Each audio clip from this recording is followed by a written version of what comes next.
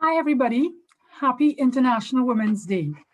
Thank you so much for being with us for our International Women's Day edition of Technicolor. I'm Dr. Renee West, Development Manager for the GMI Partnership, of which Positive East is one of the partners.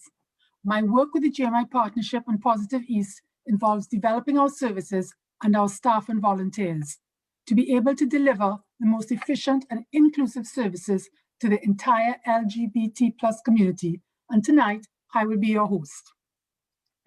I am here with our fabulous guests, Juno, Roche and Manpreet, Dhindsa. As many of you know, Technicolor is a monthly LGBT film night that started in Redbridge Central Library in 2019 to provide the LGBT+ community in Redbridge a much needed safe space to get together and be ourselves. When COVID-19 struck in March 2020, we decided to transition the film night online, proposing it every second Monday of the month as a live event on Positive East's Facebook page. So if you're watching this live on Facebook, thanks for tuning in. And please remember to fill in our evaluation online by clicking on the link in the comments. And let us know of any film or subject of discussion that you'd like us to cover. And if you're watching this on YouTube, please like and subscribe to our channel. But let me tell you a little bit about Positive East first. Positive East is London's largest community-based HIV charity. We provide support services to people living with HIV who either live in or access HIV care in East London. These services include peer support, counseling, group activities, and welfare and benefits advice. We also provide free HIV and STI testing, free condoms, and sexual health advice to people across East London. Since COVID started, we moved all these services from face-to-face to online. So if you're interested in accessing them, please do get in touch on our website at www.positiveeast.org.uk, by email at prevention@positiveeast.org.uk, or live chat, or on the phone calling the number 020-7791-2855, and then choosing option 3 for sexual health information and online supported self-testing for HIV and/or STIs.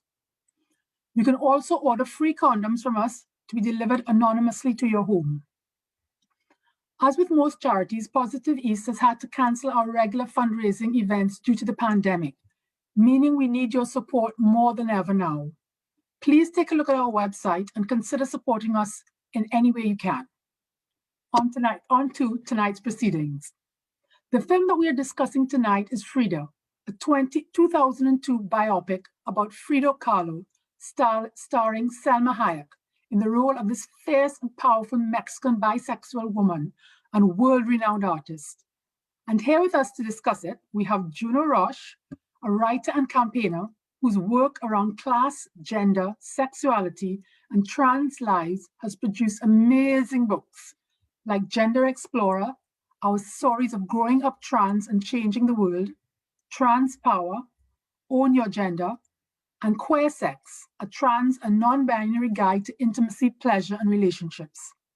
And then we also have Manpreet Dhindsa, a bisexual Indian woman born and raised in London, currently 23 years old and living in Cáceres, Spain. By the way, Juno is also living in Spain as well. So this is really nice. We have our two panelists in Spain at the moment. Manpreet is teaching while pursuing her dream of creating music and writing that explores her bisexuality, along with her upbringing as a British Asian. She played a large role in the Rainbow's film documentary, Pride and Protest, exploring and bringing light to safe spaces for queer Asians in London. Hi, both of you, and thank you so much for joining me. Hello, thank you for having us. Yeah, thank you for inviting me. Feels like such a privilege to be here. You're most welcome. It is our honor to have you here. I have some questions for you, but if any of our viewers would like to ask questions to our guests as well, please feel free to do so writing in the comments below the video. So my first question, Manpreet and Juno. Juno, I'll go with you first. Could you please tell us more about yourself and what you're working on at the moment? Okay, so I am, and I love owning my age now because I have been HIV positive for many, many years. And so I'm in my 50s. I'm in my late 50s, I suppose. I don't know, mid 50s, late 50s. I'm going to be 57 this year. And I was diagnosed with HIV in the very early 90s before there were any medications. So I was told that I wouldn't see more than perhaps 6 months or a year out. So every year has been like an amazing thing. So I'm in my 50s, I'm trans, and I'm a writer, and I've written a whole host of books and articles and pieces, and I'm currently working on a memoir, which feels bizarre to be writing a memoir. I'm writing a memoir which is called A Working Class Family Ages Badly, because I feel like, how can you, if you're working class in a country that is based on capitalism, how can anything else happen? And I'm in Spain. I come here to write, and normally I go between here and London, and because of COVID, I've been in lockdown in my tiny little village in Andalusia for a year now without moving, and I'm very happy. Good to hear all of that. Sounds really, really exciting, and we're truly looking forward for when your memoirs are published. Thank you. So Manpreet, over to you now. What you're up to? So I'm not really up to much, as it's quite really anticlimactic of me. But since Rainbow Films, that was actually my first ever time being involved, as I would say, as someone with some significance in the LGBT community. But since then, honestly, I'm just a very ordinary young adult trying to get by. I graduated university, it's going to be 3 years now. And since then, I've just been struggling to get a job in London. So I came to Spain to teach English. And at the moment, I'm currently just taking time here, taking advantage of feeling like I have space and I have time to work on myself. And I'm just writing music. I'm learning how to produce and learning how to hone my skills in music, so eventually I can actually try something, but it might be a while. But that was something that I explored in the film. But I'm just teaching and I'm just living my life as much as I can. Very good. I don't think that's ordinary at all. I think No, never do I. I think the fact that you are learning about yourself and learning and you're teaching, you're giving life to others through your teaching, you're giving life to yourself through your music. And I think that's just brilliant that you've taken this time to get yourself to your true, authentic self and what you mean. I think that's brilliant. Thank you. Stop saying the word just. I just do this, I just do this. What you're doing is a massive stuff. And you're very young and you're doing it brilliantly and bravely. When you're from London, it's just all that pressure and everyone's like, you have to do this by this, and especially the arts and entertainment industry, it feels like there's such a timer on it. So I don't know if I'm necessarily doing things at a pace that's acceptable, but I'm trying. Yeah. My first book came out when I was 50. At 50, my first book came out. I mean, I just think it's, you know, there is, you are doing everything that you need to do right now. That's how I see stuff. So yeah. And just to bring that into context with Frida, from what I understand, she, even though she, you know, everybody, her artwork was so brilliant, it only became acknowledged after her death. Yeah, that's true. So, you know, everything in its time. And so I think just take it as it is. Okay. Yeah. So my next question, as I just mentioned, this month we've been watching Frida. We're looking at this movie, a biopic about a Mexican artist, Frida Kahlo, a fierce and powerful woman who lived her bisexuality totally unapologetically. Bisexuality has frequently been an object of stigma, myths, and misconceptions. So what I would like from you is to please, can you clarify for our viewers what the term bi really means? And Manpreet, I'll start with you. So the word bisexual and bi I believe that in this day and age, it really is changing and evolving to the language that we use today. I personally, to be quite honest with you, I actually tend to struggle with this term and definition because it's something that people have so many debates about. I do believe that language and words have meaning, and it's quite difficult when lots of things are sort of, lots of terms and labels are morphing into each other. So how I see bisexual, and quite a lot of people, is being sexually attracted to two or more genders, which is why I personally I identify with it, and especially because it's the whole sexual thing, because you can have sexual attraction, romantic attraction, and to me, bisexual means to feel a sexual attraction to two or more genders, which I feel. And another thing, that when you say what it means, what the term really means, it's a inclusive term. It definitely is. There's a lot of debate about whether bisexuality is inclusive or not to the trans community, which to me doesn't really make any sense, as if you are, for example, a trans man, you are a man. And if you're a bisexual and you like men, well, there you go. I mean, again, I'm never going to say that I'm fully informed in anything. I'm always learning and evolving as language and discussions happen. So, Juno, do you want to add anything to what the term bi really means? Because this is just my perspective.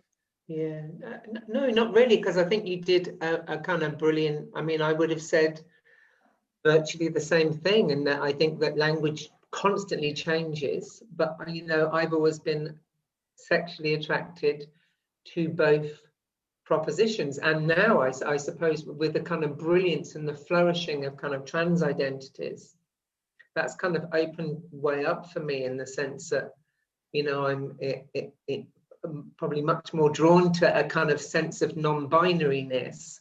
Is a real pull for me. So I think that as language changes, then words that have been, actually the thing about the word bi was that actually it was always used as this kind of derogatory term against people that found people of both genders sexually attractive, but it was used as a derogatory term.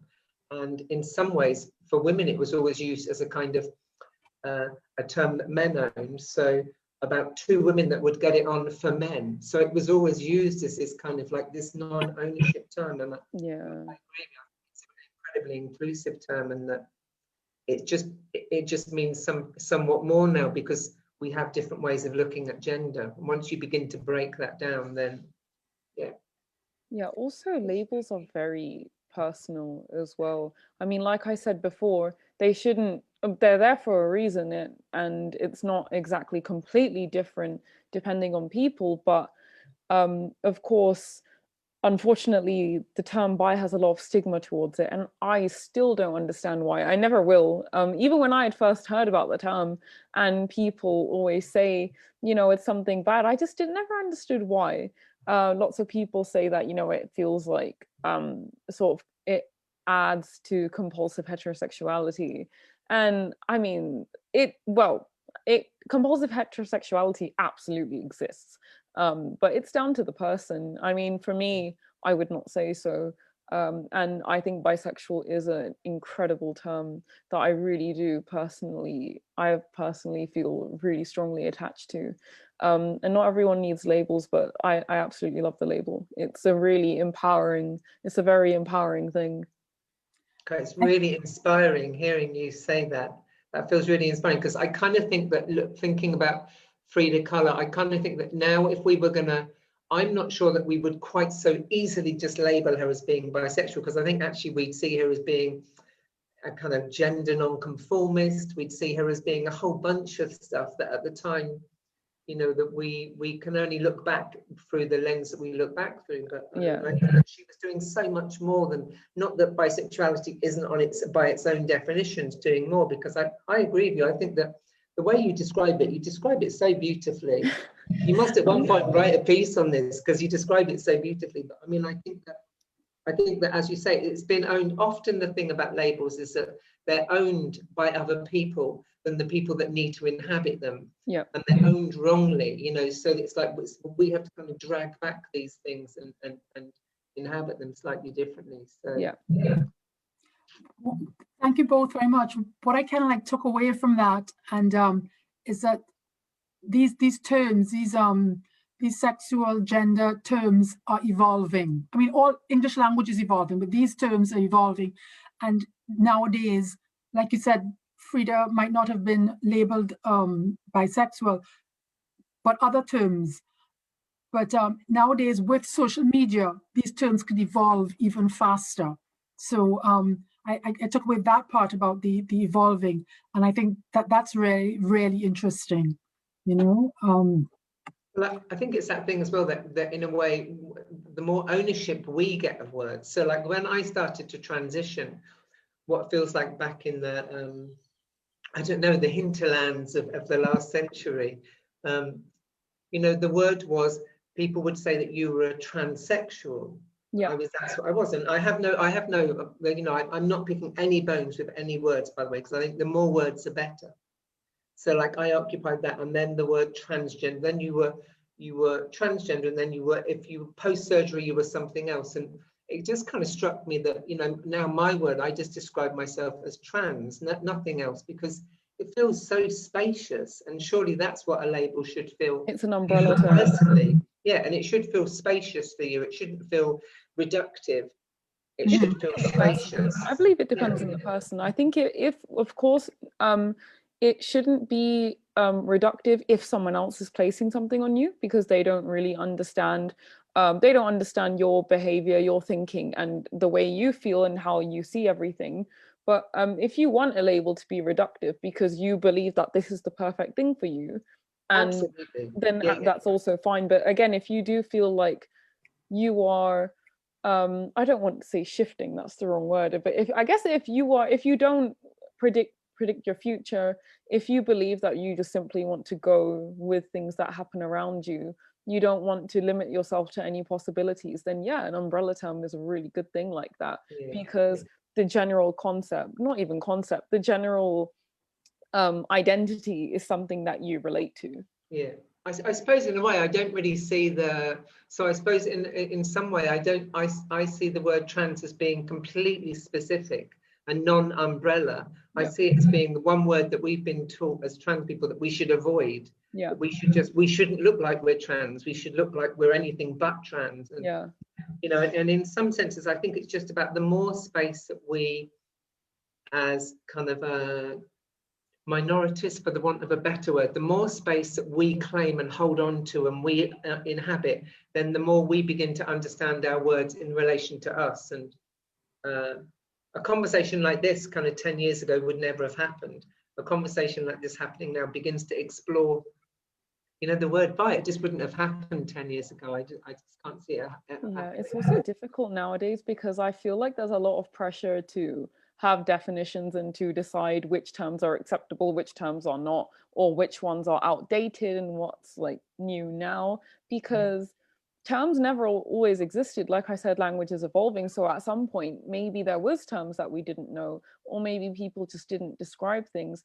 That's also one thing that I had actually really enjoyed about the Frida Kahlo movie, and also just about Frida herself. As far as I know, she didn't identify it as anything specific. So to her and to many people, sexuality is just living and being yourself. And I think that's also really cool. Because I like to label myself as bisexual, but it's not something that I feel is limiting. I just be myself, and I happen to believe that that's just fitting. Yeah, absolutely. I think that's very, very good of you, very insightful of you, Manpreet, and also yourself, Juno. And yes, Frida, I don't think she would have labeled, like Juno said earlier, she would have probably been labeled something else. But I don't think, like Manpreet said, that she labeled herself anything. She was just living this, you know, this life that she felt that she had to do. Through her pain, her art came out. You know, she was just an absolute fantastic woman. Yeah. I think as well, the kind of like thinking about history, because in thinking about tonight, I've kind of thought a lot about Georgia O'Keeffe, who I'm kind of really drawn to, not in terms of the work that she produced, but in terms of her life, in terms of her moving to Ghost Ranch and refusing to come back to the city. And, you know, at that point in time, it was really difficult for women to be single and to do that stuff. Yeah. It was really difficult for women to make art, to be seen as artists. It was really difficult for women to be taken seriously. So, I mean, in some kind of senses, it's kind of, I mean, I think we should celebrate the kind of, almost forget the kind of bisexuality of Frida. I think we should celebrate the sheer dogged determination to produce a body of work, which would have been a massive thing then. Oh, absolutely. What a legend. What a legend. Yeah, Yeah, yeah, absolutely. Yeah. Also the fact that she, towards the end, the amount of pain that she was in. You know, Yeah. very, very Yeah, difficult. yeah. She was Yeah, still going. absolutely. So, so then, yeah, she was this exceptional woman, this, you know, this brilliant woman who lived, like we said, an exceptional life in many ways. And, but even if her relationships had a huge importance on her art, her bisexuality has almost always been downplayed and never really spoken about. This treatment has been reserved to many notable bisexual individuals, to the point that it is one of the main problems that the bisexual community faces, this lack of visibility. So my next question would be, can you tell us how this lack of visibility affects bi individuals? So like I would find it really difficult to speak for every individual, but what I would say is that the thing is, a friend of mine, Dr. Ronks, who I'm sure many of you know, who is is a ENR doctor and does kind of kids programs, always says, you know, you can't be what you don't see, and in a sense, you can't inhabit a space if you don't see it. And it's not just bisexuality, you know, women's sexuality, full stop. It has been erased and is erased. It's far easier for people to do that or to try and control it. I mean, it's, you know, the Me Too movement was about the fact of men trying to own kind of like women's bodies and women not having any autonomy. So I think it's what's been erased, or what's continually, and they're still trying to erase, is any kind of the autonomy around your own pleasure and desire. And I think that the trouble is with that is that you just then present a view of the world which is we all know is a lie. But Yeah. young people are kind of born into a lie, and then we have to spend all this time kind of deep, you know, I suppose it's that thing about internalized homophobia, internalized biphobia, Absolutely. internalized transphobia, that we then have to spend our lifetimes getting rid of, because it's, yeah, I'm sure Manpreet has got stuff to say on that. I do. I have things to say. I really agree. I thought it was really cool, that quote, the whole you can't see, wait, no, you can't become what you don't see. Absolutely. Because Yeah. that's true. And I think that's also true, again, not just in sexuality, but in lots of different things. For people who are cis-hets, like heterosexual, cisgender people, they don't, I mean, it's something that they wouldn't think about, because that it's quite something natural for them to see and normal for them to see people like them on TV. And when if they watch, I don't, this is going to be such a weird comparison, but I guess movies like Tarzan or you know, George of the Jungle, like people, like you have these kids movies that that start with someone who has been taken out of their own like group of people and put in something else, but when they see their own people, they're like, oh my god.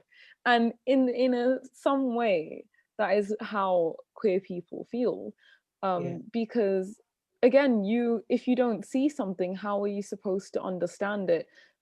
Even for me personally, my bisexuality was something that I understood more as years and years went by, not because I was looking at myself now, but because I kept on analyzing what I had felt like before as the years went by. Like I still think about the time when I came out at 13, and I tried to think about what I was feeling, what I knew back then, because I mean, yeah, it affects people like any sort of connection you have to other people. When you don't have a common ground with anyone, it makes you feel like an imposter.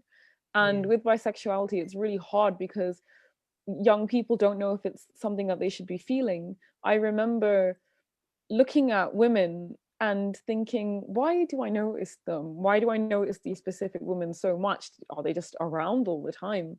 And then I had watched a TV show, Glee, and that there was a bisexual and a lesbian character on the show, and that was the first time I had seen queer women on TV. I think that was actually the first time I had just seen queer people actually on TV. And then I don't know what clicked in my brain, but I just figured, okay, well, that's me. Like I think that's something that I do experience as well, so that's probably me. And then as the years go by, I realized that things that I did, things that I always felt, it was like I was feeling like this, and the more visibility I see, I'm like, wow, like that's how I feel. Especially when I saw queer Asians, then I realized, oh my God, this is an experience that it's not just me. Because there's one thing being bisexual that's just attracted to two or more genders that I really struggled with.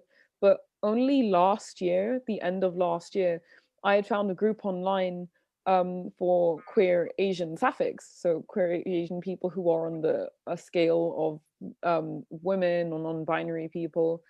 And only then did I see other queer Asians begin to talk about sexuality, and not sexual orientations. I mean, like embracing women's sexuality, talking about sex, talking about, you know, their favorite things while having sex, things about relationships, ways to, you know, really like please themselves. And I thought, my God, like I've never had this conversation.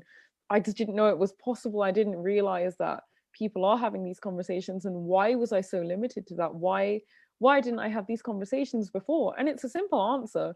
There's no one on TV, there's no representation of people having these conversations like me. So I just thought, I don't need to have this conversation. It's not for me. These conversations aren't for me, but that's not true. Every conversation, someone is allowed to have an opinion. And it's like pride for me personally, especially when I was watching this Frida Kahlo movie, where if you know someone who was like you and was successful and was an exceptional person, it gives you the courage to realize that you can do something like that as well. I think that's just a basic concept that anyone can grasp. I completely agree. I think as well that the thing is that kind of historically the kind of people that were like us. So, for example, the people that were trans that were presented on television were always unhappy, or they were always mentally unstable, or they were murderers, or they were victims. They were never people that were just living their best lives and being fulfilled and being still not. Absolutely, no. I completely agree with you. And it's in a way, it's like I went on the thing of writing. The first 3 books I wrote were really about me just going, hold on a minute. Most people I know are happy and successful, and they're having good relationships, and they're having good sex, and they're trans, and they're not unhappily sitting at home wanting to, you know, to be bleak. So it's like it was, you know, it's kind of like we have to create that ourselves. And I kind of think even in this conversation tonight, I feel very privileged to listen to you talk, Manpreet. I think that you really are a kind of massive. I know none of us need to be massive role models, but actually just saying the stuff you're saying is so enlightening. There will be people watching this that will go, "Oh my God, me too." You know, it's like I get that, and I think that's why this stuff is, you know, it's so important. I mean, I don't think that Frida would have had any concept that she was going to be such a kind of epic figure to so many people. But actually, what she did was she just took space in a world that was denying her space, and in a way we're still having to do that. And I think that my kind of hope is that in 50 years time, well, I mean, my last book, I spoke to very young people that were transitioning, some of them as young as 5, and one of the things that made me really happy about that was that they didn't even want to use the word trans. They were like, no, I just want to go to school on Monday as myself. I don't understand why you keep using this word. I'm not going to go to school on Monday as a transgender person. Yeah. I want to go to school as myself on Monday. And what myself wants to do is do well in science. You know, it's like it was this really very everyday thing. And I think that's the same as, you know, it's like bisexuality has always been presented on television as being this slightly deviant thing. Yeah, deviant. On the edges do that kind of slip into, you know, it's never been, you know, it's like it's not. because we're not creating the characters. Manpreet was devising a film or writing a film script now. The bi character in it, the central bi character, would be this brilliant, rounded, you know, character who has a whole multiplicity of stuff in their life. And they just happen to be bisexual. Yeah, yeah, that's just one absolutely. part. That's just one part of their lives. Yeah, absolutely, completely. Yeah. But I think Manpreet, yes, I think what you said, you know, and it holds for you as well, Juno, you know, that there is probably, you know, a young Asian girl out there and she's saying, yes, oh my God, that's me. Yeah, you know, that's, absolutely. You know, and they're so happy. They're happy that they don't feel that something is, you know, that there are other people like them who they can connect with. But it's just weird because when I say this, I'm only saying this coming from the other side of having this exposure. If you had told me that you're not having these conversations a year ago, I wouldn't see the need to. I wouldn't say, oh my God, I feel so oppressed. I would just think, well, oh well, like, so what? And then now I've had these conversations, I realize that it's not an oh well, it's a problem that it's normal for us to believe that we don't need to actually have these conversations. It's normal for us to feel like we need to keep to ourselves. I didn't even know some of like my thoughts, some of my interests. As I slowly started talking to other queer Asians this year, I found out about, this is going to be so like TMI, but I found about people's like kinks. I found out about things that Asians like love to do. I found out about like things that I really like with other Asian women. And I just thought like, I didn't even know this about myself. And that's the problem with the lack of visibility and the lack of these conversations about sexuality, and especially about bisexuality, because all I heard was bisexuals are greedy. Bisexuals are just there to like please men. And then that's why I thought, okay, well, I'm going to be myself and ignore those things. But then there's so much more to sexuality that I'm like, this is actually kind of fun. Like, I'm not as like, I don't want to say a prude, but I didn't feel like it was necessary to have these conversations. But it is because I'm learning so much about myself. That it's crazy. It's insane. I think it definitely like in a really weird, as you were talking, I was just thinking that I live in the mountains. I don't have television really, so I can watch stuff on Netflix and other stuff. So I started to watch a couple of old series that were made in the kind of early 2000s. And I think one was Desperate Housewives and another one, I can't remember the name of it now, but you know, essentially they all feature white characters. Yes. And all of the women are shorter than the men. Yep. You know, and this is we're barely going back a decade. Yeah. And so in that time, and actually when I used to be I was a teacher many years ago. I was a teacher, and I remember once going through kind of trying to do an inventory of the library books in the library, and nearly every book featured white characters, and the girls were always shorter than the boys, and the boys were always, you know, and that's still the world that we inhabit. If we didn't inhabit that world, Donald Trump would not have been able to become president. That he became president because that model is still insidiously present. So the more conversations that we have like this and occupying our space, and I think it's brilliant. Listen, my second book, I forget, you know, I've written a few, my second book, I mean, I always write about sex because it's really important. We're told we should never talk about sex, and it's like, no, we should talk about sex. We should talk about it because we've been denied the space to talk about it.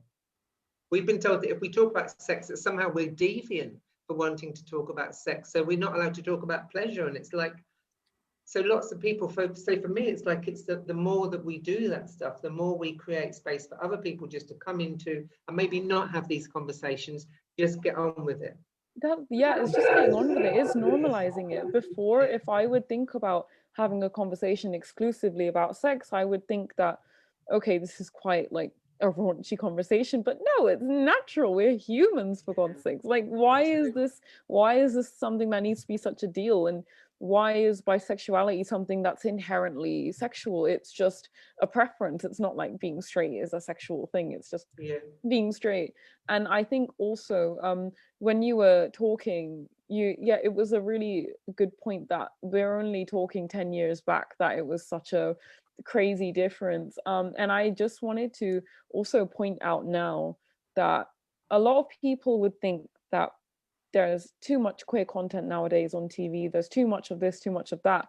But I don't think that the content on TV is trying to replicate the world population. It's not trying to do that. It's just trying to it's just giving space to as many of the different types of people there are out there, because there's so many different people. I mean, actually, if anything, if it was to represent the population, I mean, look at China and India together, they make nearly half of the world. So you know, and people think that, oh, nowadays there's too much content, there's too much, like, everyone's trying to be inclusive these days. But when I really think about it, people say that to me all the time. They say everything's queer now, everything's about people of color now. And I think, well, I still have not seen a person who's similar to me on TV, like, that actually talks about it. So I disagree with you until I see someone that represents me. So I agree. I mean, I was listening to someone talk the other day, and they were talking about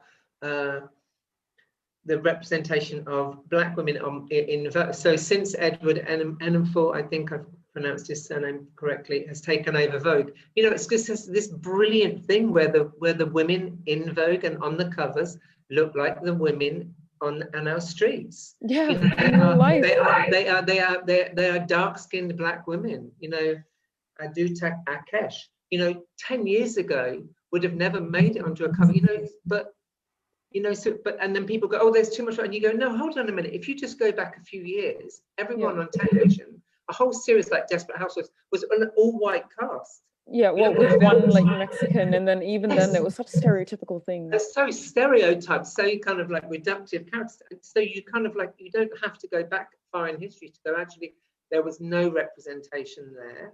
Yeah. The only gay people on television there were people that were dying of AIDS. Oh my God. There were no lesbians. There were no trans people unless they were murdering people. Bisexuals were only featured very occasionally as the character who was always doing excess. They were normally excess in terms of drink and drugs. Yeah, it was a phase. Yeah. So I mean, I think that what we're doing now is to not so much redress the balance, but is to create. We should have a luxurious space. Yeah. If what you're doing is just grabbing at bits of space, then you don't occupy. And what, you know, bringing it back to the film, what amazes me about Frida Kahlo and her life, and more than the film depiction, is that actually she just created this massive space that even now, if somebody did that, we'd go, bugger me. You know, she's like, what a thing to do. That's what we would say. Even now we would say that. And so for her to have done it then, and to create that space that did include kind of really raunchy the sex that she wanted to have, and the art that she wanted to make, and the house that she wanted to. A friend of mine who lives in Mexico posted a photograph of the outside of the house, and it's just this brilliant electric blue. Oh, beautiful. Fabulous thing. And you just think, you know, this kind of celebration and this unapologetic celebration of being us. I mean, I just think, yeah. We're normal people. We should deserve space. I hate when people say, yeah, like back to the why do you need this? Why do you need so much? Well, why not? Yeah. I'm a person in your life. I'm living my own life. Am I not allowed to relate to something? Is TV, is representation exclusive? It's not, and it shouldn't be. Yeah, and also the other models, they're broken. I mean, I kind of go back to Trump. What happened before, that kind of binary way of thinking, that got us into trouble. That made lots of people very unhappy. Yeah. So that kind of the less we have boundaries, and the more that, if we, like you said before, Manpreet, if we want to say, listen, I'm bisexual, this is who I am, and this is my identity. If we want to be really clear, then that's fine. If we're finding clarity for ourselves, I think that the old model didn't work. So the more space that we create that has a kind of fluctuating sense of identity within it. Just gives, yeah, which is what Frida did. I mean, we'd all struggled to kind of look back and go, well, actually, what was she? And what she would put, I imagine what she'd say to us is that first and foremost, I'm an artist. Yeah, exactly. Yeah, Yes. that's the thing. She was an artist and a cool person. That's what matters at the end of the day. Yeah. And I make great. I mean, there's a painting by her which is one of my favorite works of art, and I think it's called, I always get it wrong, so it's either called The Little Deer or The Wounded Deer, and it's a weenie painting like this big. It's very tiny, of a deer with arrows going into it, and it's a kind of work about her relationship with the mural painter. Right, And, Diego. yeah, and it's it's a tiny painting, and the weird thing was is that I've only seen it once in real life. I saw it when there was a Frida retrospective at the Tate Bottom a few years I back. need to go to that. And it was honest, but it was horrible, Manpreet. There were so many people there, you couldn't see anything. Oh, okay. Weirdly, this tiny little painting of the Wounded Deer, I think it's called, which is weenie. It's this tiny, it literally was so powerful. And I thought that's the power of Frida's, that even with all these people buzzing around, really, most of them just want to go to the gift shop and buy postcards and a Frida Kahlo thing for their hair. Most of them are being, but that little painting is so powerful and so strong, and the emotion of it is kind of zinging out, really. So yeah. That's really, I like your discussions that we're having here, and I agree with them totally and wholly. And the fact that, you need to make the whole issue of bi and bisexuality and bisexuals, you need to make the space for yourself, just like everybody needs to make the space for themselves. You just got to be. You just got to be. Yeah. Not all the labels. Anyway, have you noticed, this is my other question, have you noticed any differences in the representation and experiences of bi women in comparison to bi men and non-binary people? Oh yeah, definitely. I mean, wait, when you say experiences, can you also mean like real life experiences too? Mm-hmm. Okay, so representation wise, I think bi women have it the easiest. Like, not that it's easy, but on a scale of like picking between, I don't know, two versions of hell that you want, like we have it slightly easier, in a sense that bisexual women, there's quite a few decent representations on TV shows that I've seen nowadays. That is more empowering. It's more about the strength of the character that they have. It's about them owning themselves. Bisexual men, people just don't think they exist, and it's really, really horrible. People think that bisexual women exist, but we're still trying to get out the idea that we exist for men. It's actually, we exist for ourselves. We just exist. But yeah, with bisexual men, it's really horrible because, again, for some reason, everything boils down to being for a cis het man. If you're bisexual, people will think, well, actually, if you're a bisexual woman, people think you're actually just straight and you're playing on, liking girls to arouse a man. If you're a bisexual man, they'll say, well, actually, you're just gay.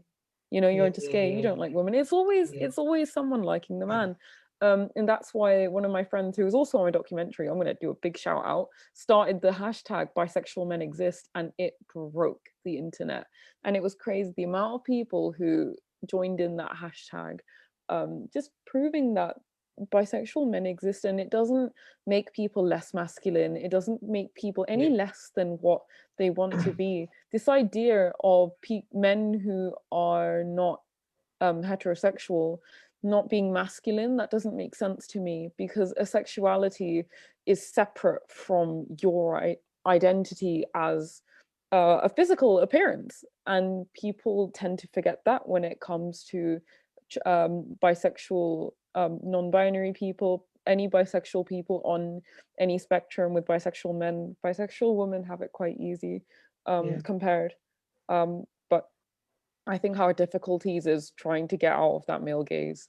Yeah, I completely agree. I mean, as you were talking, I don't know if anyone's seen the series Call My Agent on Netflix, but the kind of one of the central characters is a lesbian, and is definitely a lesbian.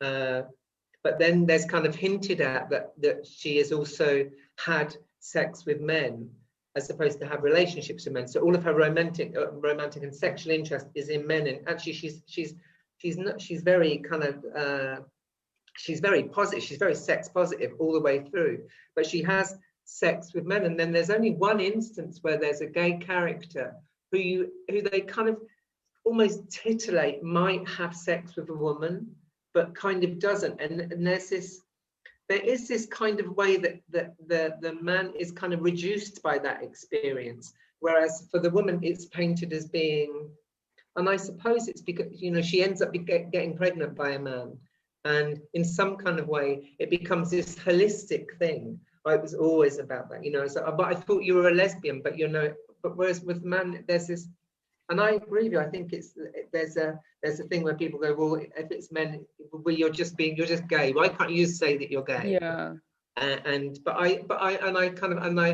not disagreeing with you about that women have it easier, but I think that women have historically had it easier because people have seen it as being kind of titillation for. No, that's exactly it. That's exactly why they've had it easy, not because they have the respect. It's just because men have allowed it to be easier for them.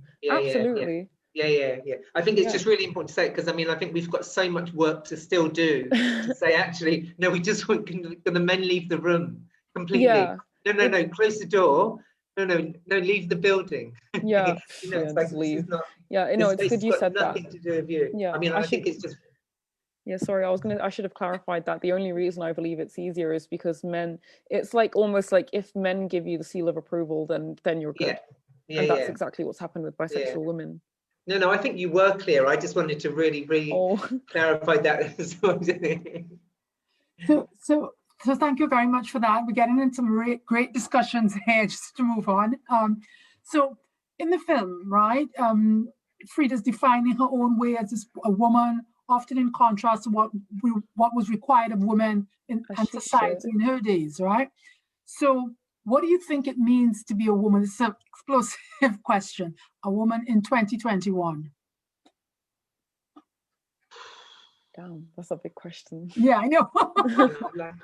Like when I moved here, and it's really interesting, Manpreet, doing this talk with someone else, with another woman who's kind of like moved to Spain. I know, and it's so dope. Use the word just. I just moved to Spain. It's like a massive deal to move to a different country on your own. But when I moved here, people went, "Oh, you just can't do that. You can't do that. You'll be on your own. You'll be vulnerable. You'll be, you know, it's like, I expect you're trans and you're HIV. You can't, all this kind of stuff that you couldn't." I think what being a woman in 2021, or being someone who identifies as you know, as being femme. I mean, I identify as being trans, and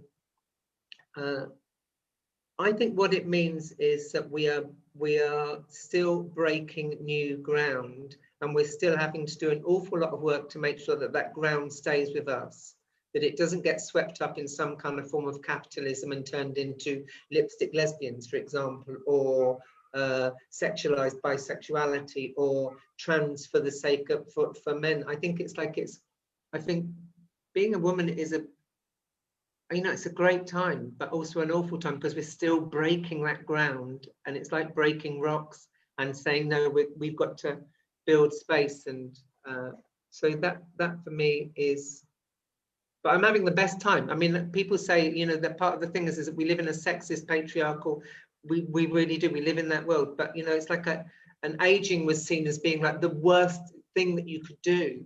How could you get old? Have Botox, have this, have that, you know. But honestly, since being 50, it's just this fabulous thing. It's an absolute lie. We just have to turn that on its head and say, actually, to be a 50-year-old plus woman is a brilliant thing. You know, we just need to own it. Yeah, I think a lot with womanhood, people really do restrict it age-wise, and I don't understand why. You are an amazing woman regardless of what age you are. Absolutely. Especially you, Juno, amazing woman. Yeah, and so you. Tonight's conversation is a complete thing. I've loved being in this conversation with you. I do hope we get to meet again in virtual space. God, yeah. Okay, cool. So my definition, well, I think this is such a heavy question, and women now, it's just understanding and I guess appreciating and owning our importance to the world and what we have to give. But if I were to kind of sum it up, I would think being a woman in 2021 means togetherness, because a while ago, days like International Women's Day, it meant making women strong. So we need to make women strong. We need to make them be, I don't know, make them be able to handle this world, make them be able to speak up for themselves. But now these days, we already know that we're strong. This isn't about making women know that we're strong. It's about trying to share our strength, and it's about trying to give a platform for our strength. Because if people try to tell me, you're amazing, and I'm just like, honestly, like, I know. I'm trying to, that's what I'm trying to tell you. Like, I'm trying to put that in ways where people can see it. And that's what being a woman is. It's trying to, and from what I've seen, it's trying to create ways for people to finally understand that we've been here the whole time. We've been just as capable the whole time as anyone else. And now we deserve to take this space. Yeah, I think you're both right there. We're kind of running out of time, but I have one question from Facebook, which somebody asked, and I think I need to get this question in, and I think it's basically to Juno first, and then Manpreet. We have, like I said, we have about 8 minutes now left. But the question that somebody has written in from Facebook is, I was also diagnosed, this came up really early in the conversation, I was also diagnosed positive in 1988. Do you think the ignorance and stigma towards HIV has gotten better? You know, it's like I would love to say that it has from certain sections of the younger generation. I think yes, but there was a survey done just a few years ago, and I think the survey was directed at people who were 18 to 25, and the question was, would you kiss someone who you knew was HIV positive? And 85% said no.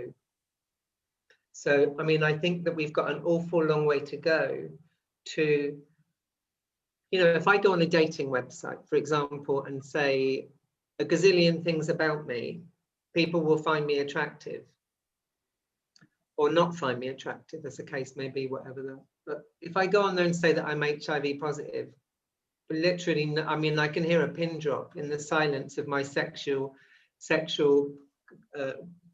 potential. You know, I think that there's, you know, I think we're living in slightly better times because more people are less ignorant. You know, I was diagnosed in a time when there were headlines that said, I would look at headlines on the tube going to work, other people were reading, and it would say, ship them off and shoot them. My God. Or put them in jail, or you know, all this kind of stuff. So those headlines are no longer here. But you know, if 85% of 18 to 25-year-olds are saying that they won't kiss someone who's HIV positive, then something isn't changing. And we need to, we've still got an awful long way to go. And I think part of it is, again, is that we need different people leading the fight now. I keep saying that the people that are leading the fight shouldn't, and this is no offense to any white game, this is no offense to anyone, but the people leading the fight now should be different people. They should be the Black and brown women who are most at risk. Black and brown trans women are 49 times more likely to be diagnosed with HIV than any other group. They need to be leading the fight. We need to be breaking down stigma in a more holistic way with many more people. And also, we just, you know, we can do as many campaigns as you want that say things like, give HIV the Figma, or we're going to eradicate stigma, but it's meaningless. It's like saying we're going to get rid of racism. It's like that person that says, I'm not racist, and you go, well, you are. We're born into a system that encourages white people to live off the proceeds of racism in one way or another. You know, so it's like, I mean, I think it's slightly easier to the person that asked the question who was diagnosed in 1988. You are heroic. You are epic. To be here and ask me that question, I know what you went through because you were diagnosed a few years before me.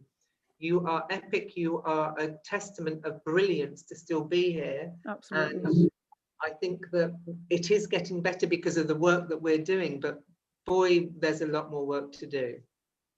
Okay, just quickly, Manpreet, do you have anything to add to that? Or Very quickly, I agree. There's a lot more work to do. As a young person, so you were saying that about the survey with young people, I can 100% say that before I got involved in any sort of LGBTQ plus activism, I'd never even heard of any sort of coverage to do with people with HIV.